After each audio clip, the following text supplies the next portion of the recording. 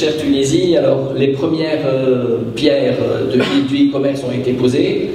Il y a une chambre syndicale de e-commerce qui a été constituée au sein de l'UTICA, c'est la SEVAL, syndicat du e-commerce et de la vente à distance. Les premiers sites marchands ont vu le jour, voyages, textiles, mais aussi épicerie, etc. Et je pense que les 10 prochaines années vont être plus rapides en Tunisie qu'en Europe. Quand on est dans ce genre d'activité, dans les nouvelles technologies, on saute des étapes. On n'est pas dans la situation où le produit est né au Japon, aux États-Unis, pendant qu'il est en maturité dans ces pays-là, il est en phase de croissance en Europe, et quand il est en déclin, en phase de déclin à Tokyo, il est en phase de lancement chez nous. Naxou directement, la preuve, on n'a pas connu ni le Minitel ni le Bebop en Tunisie. On va devoir clairement se bouger. Les 10 prochaines années vont être certainement caractérisées par le même enchaînement qu'on a vu en Europe, mais avec plus de rapidité. Et aujourd'hui, en tant qu'opérateur, entrepreneur, commerçant, nous avons un double devoir. D'abord, repenser nos manières de faire et notre approche économique, afin de coller aux évolutions et aux aspirations de cette jeune génération. Deuxièmement, promouvoir le e-commerce en Tunisie et y investir. Alors je dis pas ça pour faire beau, pour faire bien, je dis ça parce qu'en créant le marché, nous participerons à la création de milliers d'emplois, soit dans les IT, soit dans le marketing, soit dans l'infographie, soit dans la logistique, et j'en passe. En créant le marché, nous développerons l'entrepreneuriat, et nous allons permettre à de nouvelles startups de voir le jour et de nous challenger sur notre méthode et nos méthodes de faire. En créant le marché, nous réduirons les filières de commerce parallèle en orientant la clientèle vers le commerce légal.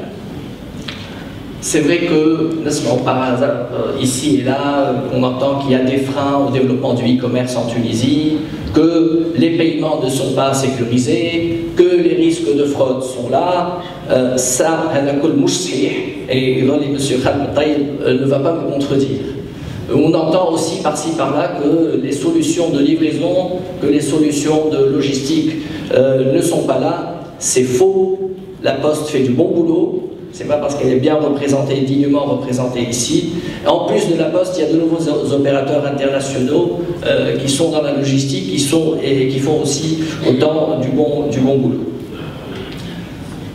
Rapidement, pour finir, je termine sur l'expérience qu'on a vécue à MyClub. L'expérience qu'on a vécue à MyClub, alors on m'a demandé de ne pas faire de pub, donc je vais essayer de ne pas faire de pub. En fait, la genèse de Mabrouk.tn,